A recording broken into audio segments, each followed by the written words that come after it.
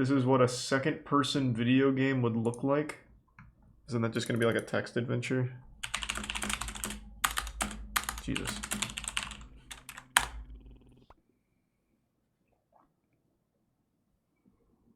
This. Most 3D character-driven video games can be pretty easily placed into one of two categories, either first-person or third-person. In a first-person game, you see the game world through the actual eyes of the player character as though you were that character, and in a third-person game, you see the player character from the outside, often from behind their back or from a fixed isometric perspective. But the existence of these two perspectives begs a question. If this is what a first-person game looks like, and this is what a third-person video game looks like, what exactly would second person look like?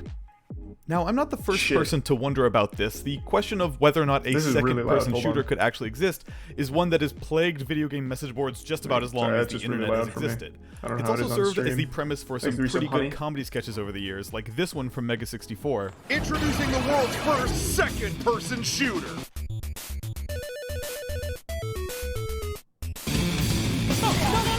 And this one from The Onion. To enter second-person shooter mode, you just simply adjust the narrative slider from first to second. You are walking down a long corridor. Suddenly, a Nazi leaps out from around a doorway and unleashes a hail of machine gun fire in your direction. To help us actually figure out what a second-person game would really be, I think it would be helpful to look at this grammatically. In written language, the term first person denotes any writing where the point of view uses phrases like I or my to tell a story from the perspective of the protagonist. Third person writing, on the other hand, uses third person pronouns, for example, he went this way, she went that way, etc., to talk about characters from an outside perspective. Now, second person writing does exist, but it's kind of a weird one. In second person, the primary pronoun used is you. You do this, you go there, etc. The second person is actually a lot less common in narrative writing. It's actually something you're more likely to encounter in, say, a list of instructions or a choose-your-own-adventure book. Now, the analogous video game camera perspectives for first and third person writing are obvious, but what about for second person? This would just be like we know what an NPC like, in a fun game looks like, but what about a U game? Strangely enough, I actually found the answer to this before I even came up with a question, and believe it or not, it came to me courtesy of a game you may have heard me talk about once before, and that game is Driver San Francisco. True. See, for all the interesting missions in Driver San Francisco, and there are plenty of them, there's one mission in particular that I swear to God I think about all the time. The mission in question is called The Target, and it's the final mission of Chapter 6 of the game. In the game, you play as a cop named John Tanner, who, for reasons I won't get into here, basically has a superpower that allows you to take over the bodies of any other driver and has begun using that superpower to foil a possible terror plot from a gangster named Jericho. Over the course of the game, Tanner decides that the best way to unravel Jericho's plans is to do it from the inside, and in order to do that, Tanner takes over the body of a low-level henchman named Ordell and uses his driving skills to help move Ordell up the ranks. The final mission in this story arc sees you inhabiting Ordell's body one last time to complete a major assignment from his boss Layla, who is this international assassin and Jericho's second-in-command. Tanner's plan? Warp into Ordell's body and, without arousing suspicion, drive Layla and Ordell directly into police You think I'd custody. like this game? Maybe. Now, the mission begins as normal with Tanner and his partner Jones driving their iconic orange Reminds Dodge me of Fast Challenger, and Furious Crossroads. Soon enough, you warp into Ordell's body with Layla in the passenger seat, where she gives you some clarity on your mission. Ordell, I need nothing but your best today. What's going down? Jericho's got a problem he wants fixed. 5 gift subs Get me to beef the target and I'll fix ravioli. it. So you drive to the destination she's given you, closing in on your target, and as you get close, this happens.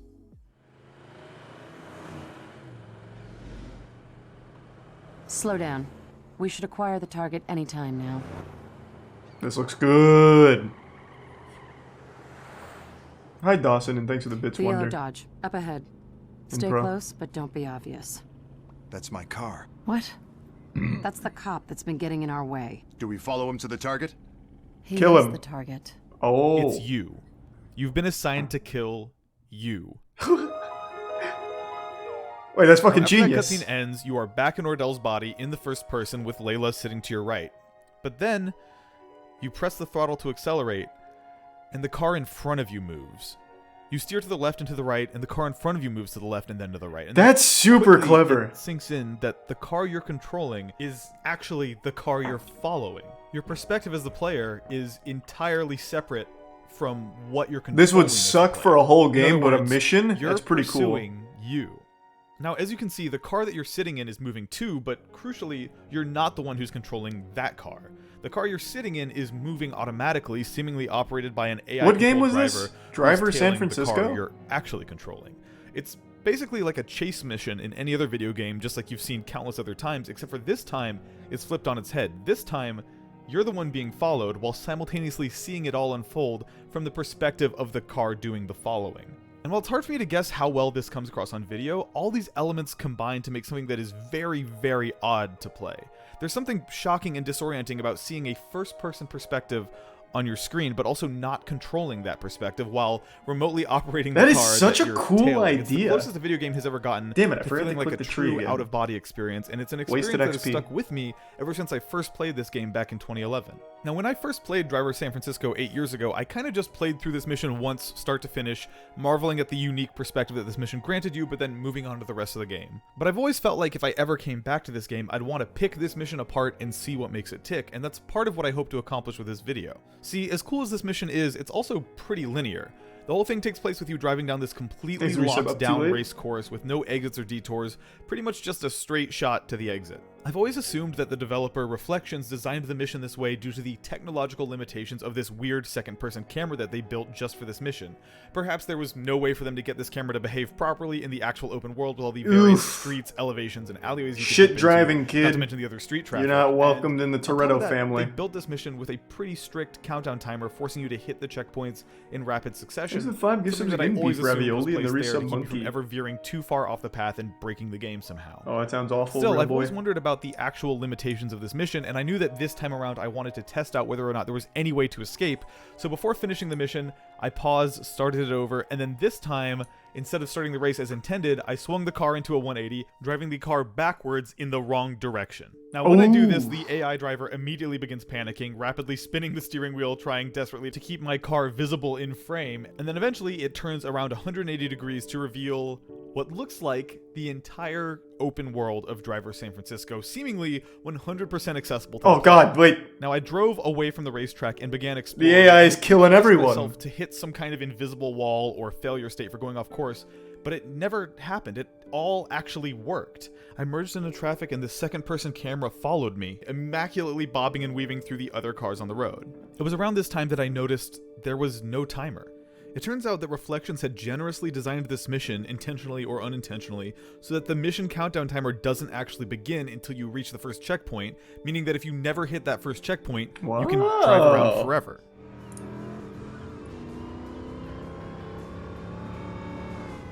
This led to what I can only describe as a transcendent video game experience. It felt Well, like I that's was a bit seeing pretentious. something that I was never meant to see. This ability to explore the city, as The much as I universe wanted to, all slowly from this melted wholly around me. unique, extremely surreal second-person viewpoint. It felt like a magical experience and one that almost nobody else has experienced for themselves. True, this is Now, entirely unique. revisiting this mission and managing to escape the confines laid down by the developers all those years ago, I really wanted to try and push this thing to its limits. I couldn't resist trying to break things a little. I drove the car off ramps, into oncoming traffic, all of it, but surprisingly, it held together perfectly. That is, until I tried one specific thing. See, I haven't talked about it before, but this mission actually does have a failure condition. In the lower right corner of the screen, there's a health meter, and it represents the health of Tanner's car, the car you're chasing/driving. That's exactly but if the you get kind into of one shit too you many say. collisions while Yeah, driving this car in ironically, the second person, not you can seriously. actually run out of health, causing Tanner to die and the mission to end in a loss. Now, this is actually pretty hard to achieve on the default mission path they laid out, but driving into oncoming lanes of traffic and ramping off car transporters had taken its toll on my vehicle, and I only had a small sliver of health left. Wanting to explore this mission as long as possible, I gingerly resub, pulled Ricky. Tanner's car into a narrow alleyway and then decided to try out the one thing I hadn't attempted yet. I turned around and drove the car in the second person directly at myself. Thanks to the 6 gift This subs, put the beef AI driver ravioli. in a weird Appreciate it, position. man. It now had to drive Thank you backwards again. just to keep me in the frame, and it was also narrowly sandwiched between the two walls of the alley, giving it almost no room to maneuver. I kept driving towards myself, putting on the pressure closer and closer, and then... Whoa! Nice work. it broke. All at once, the second-person Wow. vehicle shoots into a wall, clips through it, and Sent then them launches straight to hundreds of hell. feet into the air. Briefly, one frame at a time, we can get glimpses of the chaos that unfolded. We see the car inside the wall, then we see the car's front console flipped over, we see what appears to be the ocean floor, and then the pavement as seen from underneath. We see rooftops, the driver's arm, the sky, trees, abstract geometry, and then the city from above, flooded with unloaded geometry.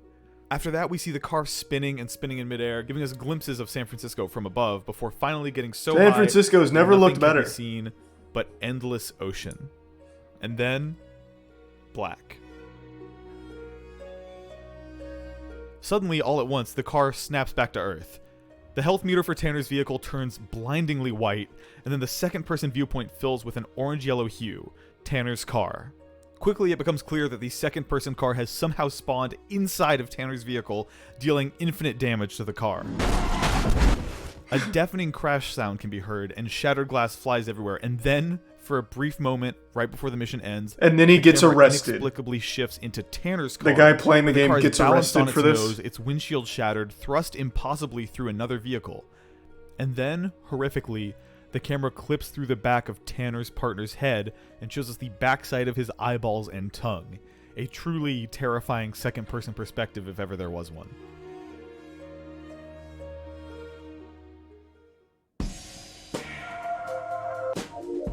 Shaken by my otherworldly encounter seemingly brought on by pushing this already existential Shaken? mission to its limits, I reset the mission and played beginning to end one last time, this time careful to do it the right way, not wanting to disturb whatever eldritch being I'd upset by breaking the mission in the first place. After all, I thought, I know that every mission in Driver San Francisco ends with a continue and retry option, so if I really wanted to explore this mission again, I could always hit the retry button to give it another shot after running through it normally. So, I proceed to complete the mission as intended, a mission, by the way, that ends with the antagonist Jericho actually taking over your body and attempting to drive you into a lethal car accident. You mean Jericho? Sit back and Fuck! enjoy the show. Not many people get to watch themselves die. A problem that Tanner decides to solve by, disturbingly enough, shifting for the first and only time in the game into his partner Jones's body. Yes, that partner. What the hell's going on? Anyways, I go to finish What the a mission the fucking normal way, game. staying on the path, fully expecting the restart option that appears after most missions to show up. Instead, I get to the end of the mission, and for some reason that I still can't explain, the only option was continue. The reset option had vanished. Panicked, I quickly hit Alt F4 and exited the game, hoping I could load up my save file and play through the mission again, but it was too late. It had already autosaved Oh, on my file, and the mission no! was gone with no way to replay it again. And that mission has been banned from the game forever. Look, Driver San Francisco is a game full of weird, interesting, strikingly designed missions, but to me, the target has always stood out as the perfect example of what makes this game special. Video games are an entire medium built around taking over others' bodies, and Driver San Francisco is a richly existential and metatextual reflection of this idea. This mission in particular brought these ideas to the fore in a way that I wasn't fully prepared for, and that I'm only now beginning to wrap my head around years and years later. Even writing the script for this video felt like a mind-bending exercise in trying to explain something that is borderline unexplainable. You really have to play it for yourself to get a full sense of how crazy this mission feels. In designing this mission, Reflections took decades of 3D video game conventions and turned them on their head. It doesn't to create really what feels seem like a unexplainable, truly out-of-body though, like, experience. You That, just to play me, from the is an perspective of someone accomplishment worth else celebrating. looking at you. Please play Driver San Francisco. If you're here, This honestly felt Who's like in more of there? a review of the No one. game. Oh, God.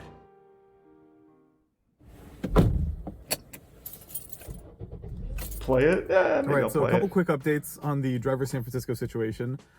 The petition to get Ubisoft to relist the game that I mentioned at the end of my last video Hunted is by the now at government over now. 70,000 signatures, which is insane. Please, if you have any interest in this game, please sign this petition. It now feels like 100,000 is within our grasp, which is crazy, and I can't believe I'm saying, but it could happen, which to me feels like an unignorable Did it number. happen? But in the meantime, as you might have noticed, Ubisoft has not relisted the game. They have been ignoring the 70,000 signatures we have. This is 2 years old. Is it relisted? Is Driver San Francisco back? No. Nah. Nope. Man, fuck Ubisoft. Ubisoft does nothing but make shit open world games. Give me Driver San Francisco. That looked kind of cool.